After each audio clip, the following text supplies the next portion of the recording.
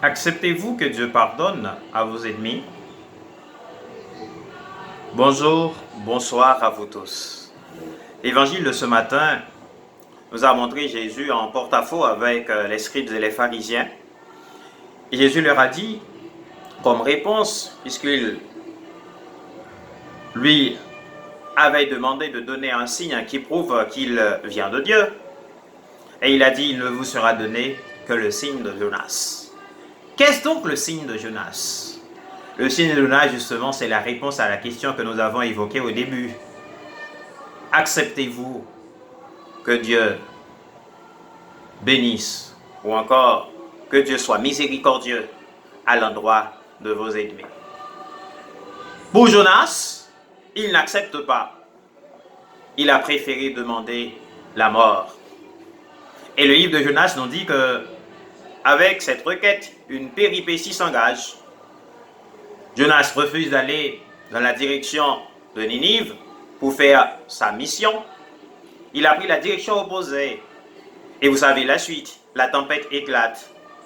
Jonas avoue que c'est lui qui en est la cause. Et égoïstement, il a demandé aux marins de lui balancer par-dessus bord, histoire de rectifier le tir.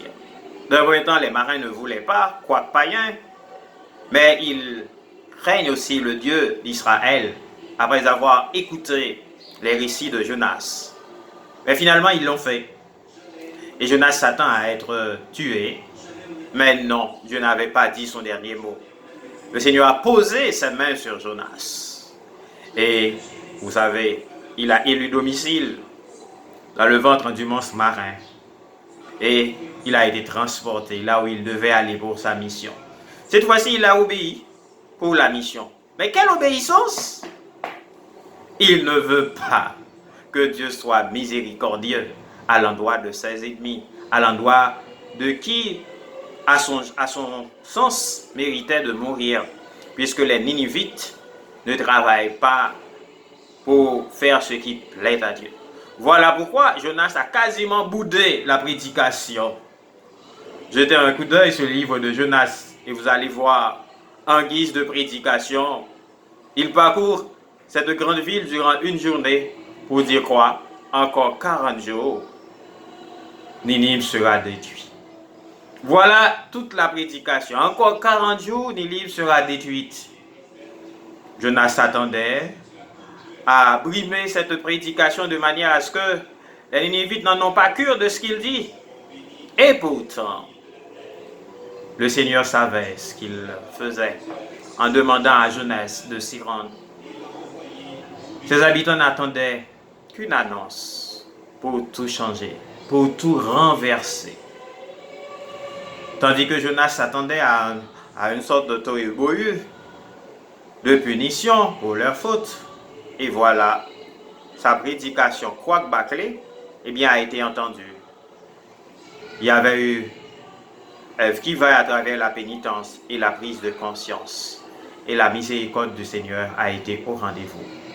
Encore une fois, Jonas a voulu demander la mort, car son Dieu est trop miséricordieux. Mais Dieu lui a dit à travers la parabole de l'huile de ricin, de pied de ricin, qu'il donne sa miséricorde parce que le Seigneur est miséricordieux et veut la vie du méchant et non sa mort. Ce qui a été au rendez-vous dans la vie de Jonas en comprenant que son Dieu, c'est un Dieu qui prime d'abord la miséricorde et non la vengeance. À toi de voir maintenant, est-ce que tu aimerais que le Seigneur puisse bénir ton ennemi? Si tu as été guéri de l'épisode de zizanie qu'il y a eu avec l'ennemi, alors pardonne à lui pour que le Seigneur aussi t'ouvre à son pardon. Bonne journée et union de prière pour Anawim Télévision.